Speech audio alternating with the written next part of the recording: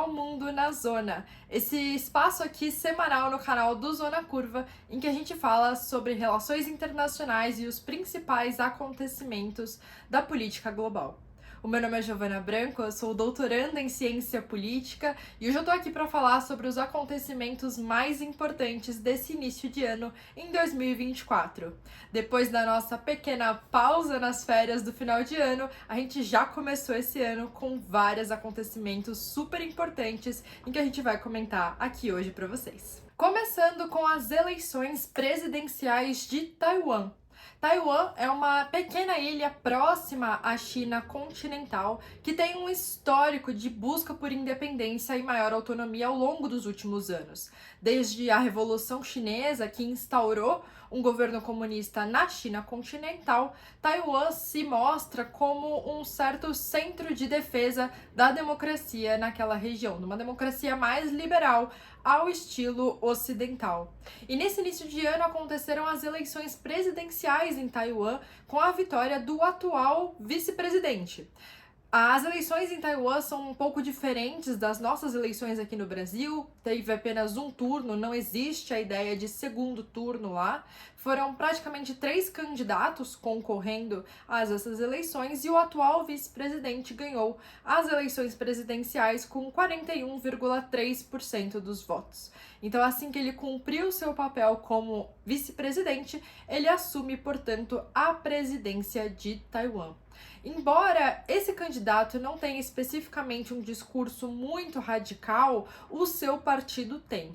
E isso acaba gerando certos incômodos tanto com Pequim e também relações um pouco diferentes com os Estados Unidos. O futuro presidente de Taiwan é filiado do Partido Progressivo Democrático, que tem algumas pessoas com uma linha um pouco mais radical dentro desse partido.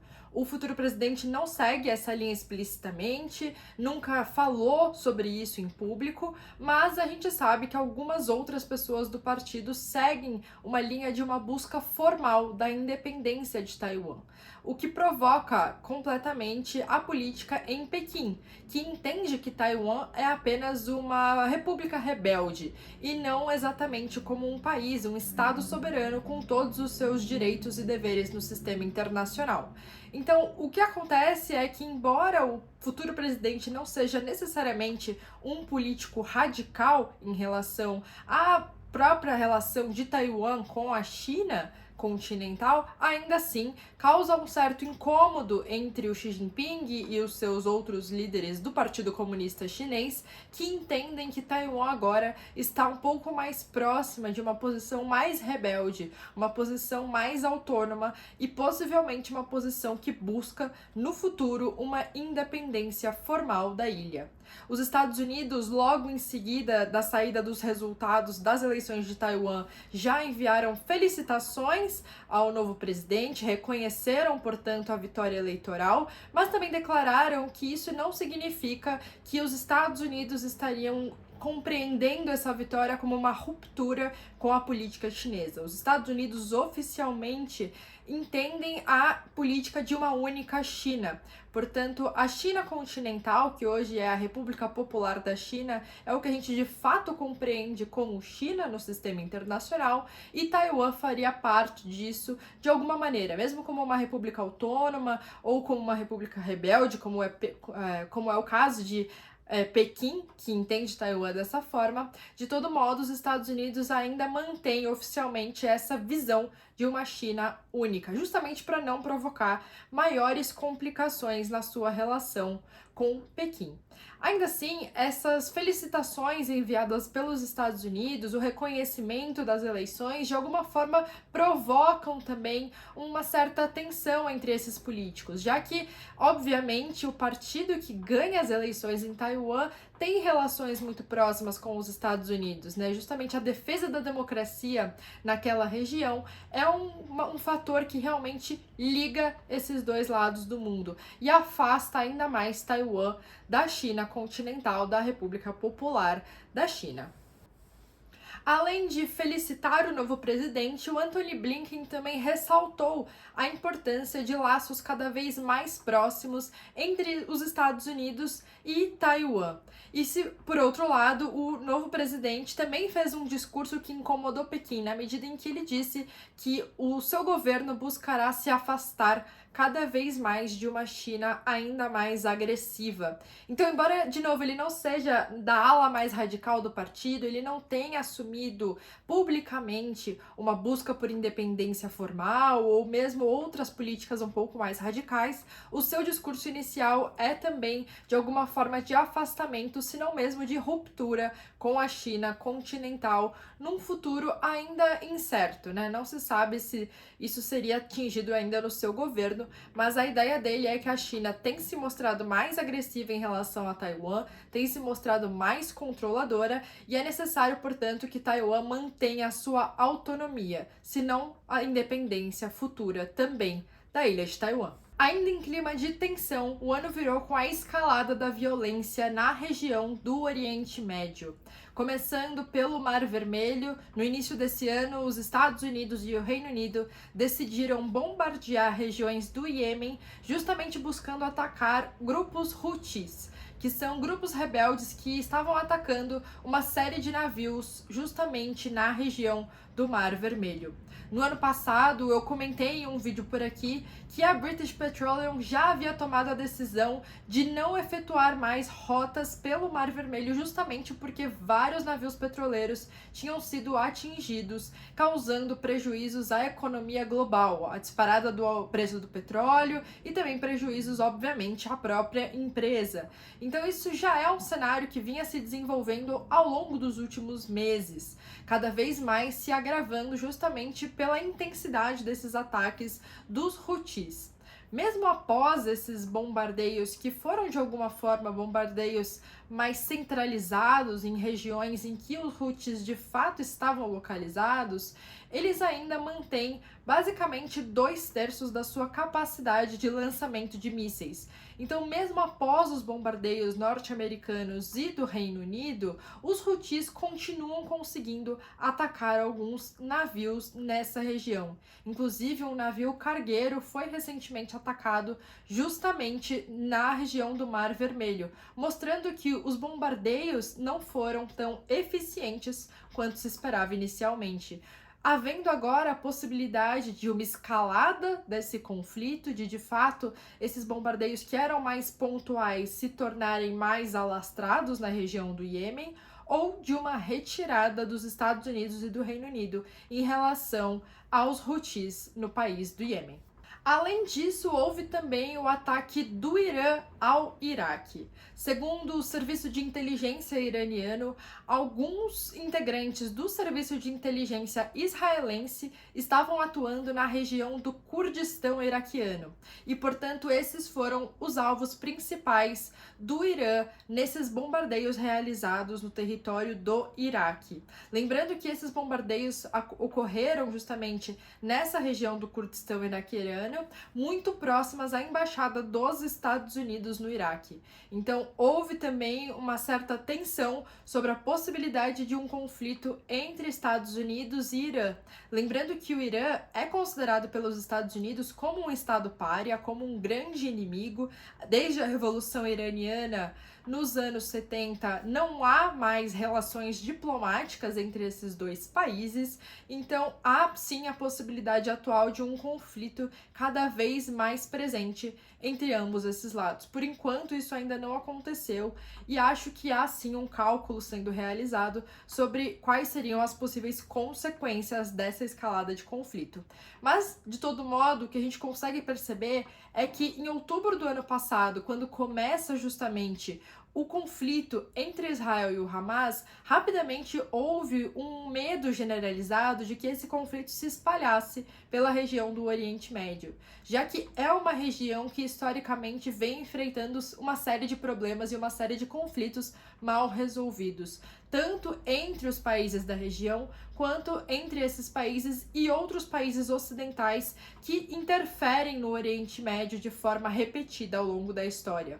E isso tem se materializado nesses últimos meses. Então, agora em 2024, nós temos visto sim um conflito cada vez mais generalizado no Oriente Médio. Então, aquele conflito que era restrito à região da Palestina, especificamente em relação à faixa de Gaza com o Hamas e o território israelense, agora vem se escalando também, havendo um envolvimento cada vez maior do Líbano, da Síria, novamente do Irã, do Iraque e também agora do Iêmen, que veio sendo também alvo de bombardeios ocidentais nessa região. Mas 2024 não começou com grandes tensões apenas no Oriente Médio. O continente europeu também começou o ano ainda mais tenso e ainda mais próximo de um possível conflito no futuro. Isso porque a Organização do Tratado do Atlântico Norte, também conhecida como OTAN, decidiu realizar um exercício conjunto que é um dos maiores exercícios desde a Guerra Fria. Mais de 90 mil soldados foram mobilizados para esse exercício, que vai acontecer até maio desse ano. É algo realmente muito grande, uma operação que a gente não via a OTAN fazer há muitos anos, realmente desde a Guerra Fria, em que foram empregados na época mais ou menos 120 mil soldados, então ainda está um pouco longe desse número, mas muito distante do que já havia sido feito nesses últimos anos, e ainda assim, para agravar tudo isso, o objetivo desse exercício é justamente de simular um ataque possível que a Rússia faria a qualquer um dos membros da OTAN, com uma atenção especial à Polônia, que faz ali fronteira com a Ucrânia. A gente já falou aqui no Mundo na Zona diversas vezes sobre a relação da Polônia com a Ucrânia, da Polônia com a Rússia, da Polônia sendo essa possível porta de entrada de um conflito cada vez maior no continente europeu e também nos países dos Bálticos. Então, há também uma série de preocupações de possíveis ataques russos nesses países que são integrantes da OTAN e que estão ali muito próximos da Rússia. Esse exercício da OTAN teve o objetivo de testar justamente a rapidez com que os Estados Unidos conseguiriam ajudar os seus aliados europeus, a rapidez com que tropas americanas e também ajuda aérea, principalmente, conseguiria chegar na Europa caso a Polônia ou qualquer um dos países bálticos fossem atacados pela Rússia. E também houve o objetivo de concentrar as operações na Alemanha, que seria, no caso de um possível ataque, de fato o centro de operações da OTAN ali para o leste europeu. Então, esse exercício foi extremamente direcionado à ameaça da Rússia, que desde o início da guerra na Ucrânia, em fevereiro de 2022, vem provocando um conjunto de tensões ali entre esses países. Lembrando que no mês que vem a gente completa os primeiros 2 anos de conflito entre Rússia e Ucrânia. Um conflito que inicialmente parecia ser muito rápido, muito eficiente, a disparidade de forças era e continua sendo muito grande entre russos e ucranianos, então havia uma expectativa de que este conflito fosse acabar muito rapidamente, fosse ser resolvido de forma muito rápida, pelos russos, obviamente, mas a gente tem visto que, na verdade, esse conflito vem se arrastando cada vez mais ao longo do tempo e veio envolvendo atores como, por exemplo, a OTAN, que se aliou abertamente à Ucrânia desde o início, que vem oferecendo apoio, que vem oferecendo armamentos e dinheiro e principalmente também apoio político, né, discursos apoiando o governo ucraniano e que agora também se prepara para um eventual ataque russo. É importante dizer o quanto que isso é também uma questão de discurso político. Obviamente, esses exercícios da OTAN são reais, eles acontecem para de fato treinar os seus militares, para de fato testar a possibilidade dos armamentos da OTAN, a possibilidade de ser mais rápido, ser mais eficiente, dessas tropas estarem mais conjuntas nesses exercícios, mas é também uma forma de mostrar para o outro lado, no caso para a Rússia, que a OTAN está preparada para eventuais conflitos. É uma forma também de sinalizar o poder da OTAN no continente europeu. Então, em termos práticos, é muito pouco provável que de fato exista uma guerra no futuro entre a Rússia e os membros da OTAN.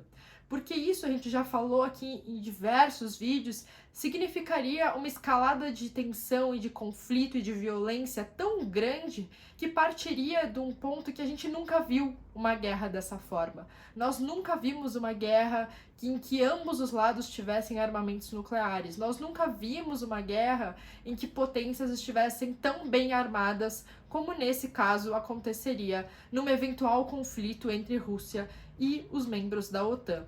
Mas de toda forma, a OTAN então declara não apenas essa inimizade com a Rússia, agora uma negociação com os russos parece não apenas improvável, como eu diria até quase que eliminada da mesa, né, das opções. Não há de fato a consideração de uma negociação possível entre os europeus, né, de uma forma geral, o mundo ocidental com a Rússia.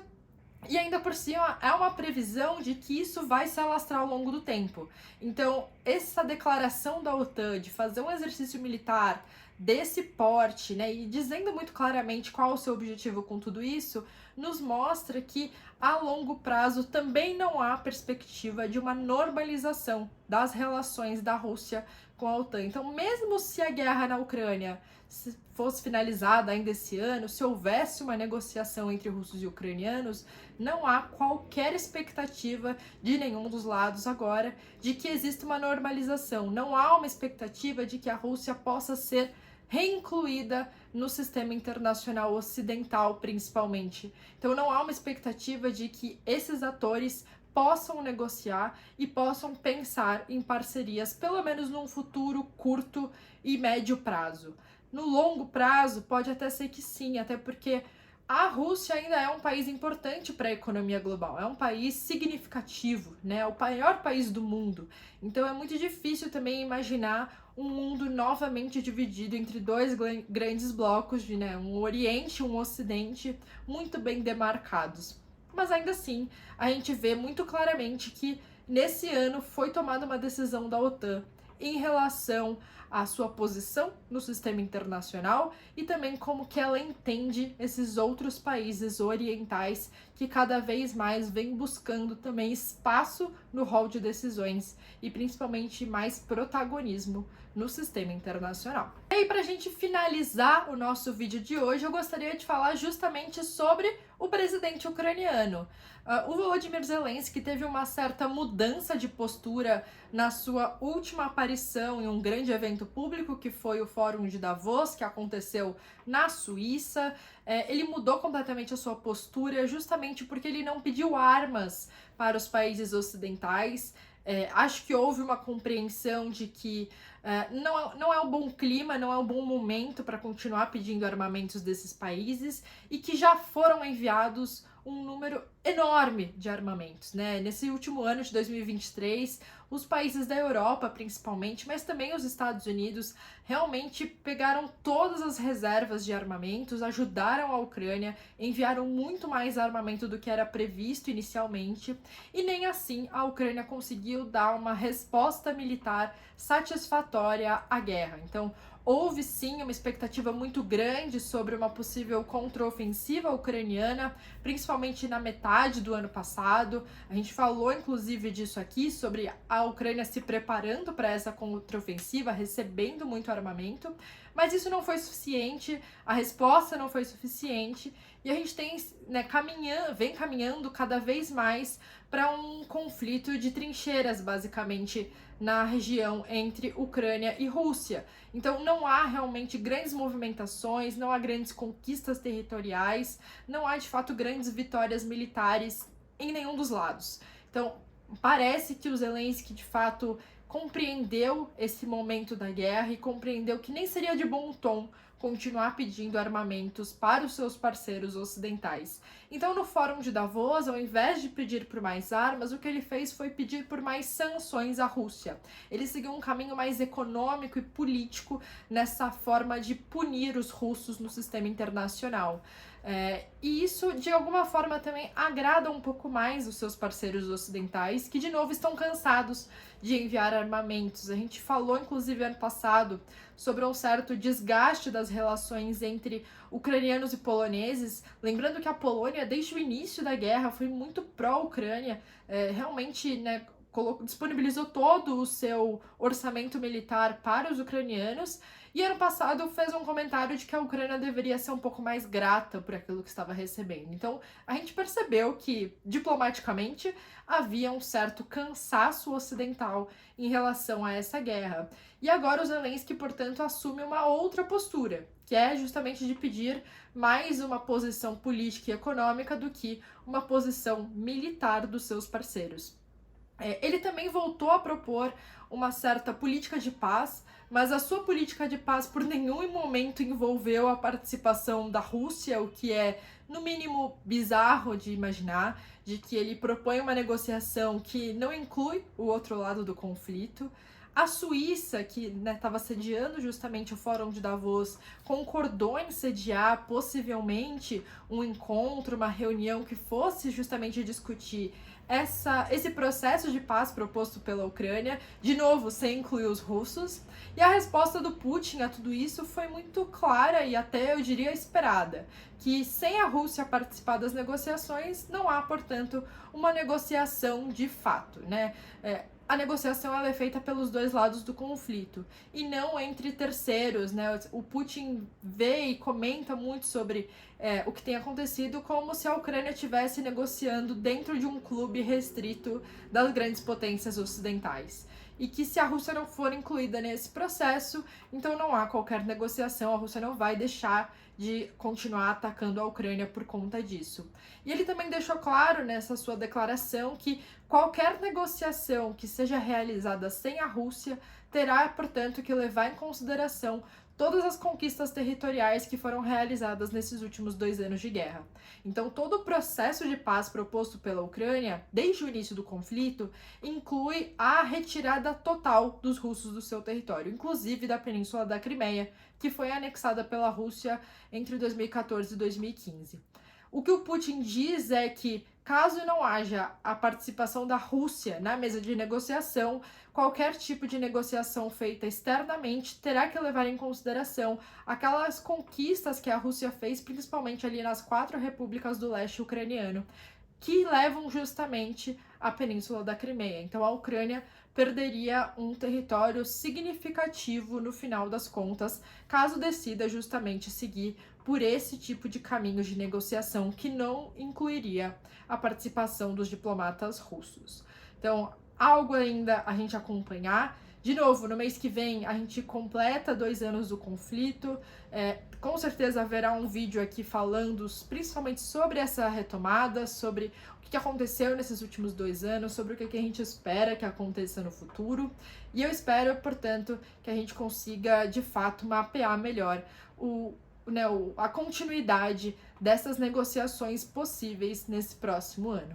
Muito obrigada pela atenção de vocês. Qualquer sugestão que vocês tiverem de temas, comentem aqui embaixo. E também qualquer dúvida que vocês tiverem sobre os assuntos que eu falei aqui, é só deixar um comentário. Muito obrigada e até o vídeo da semana que vem.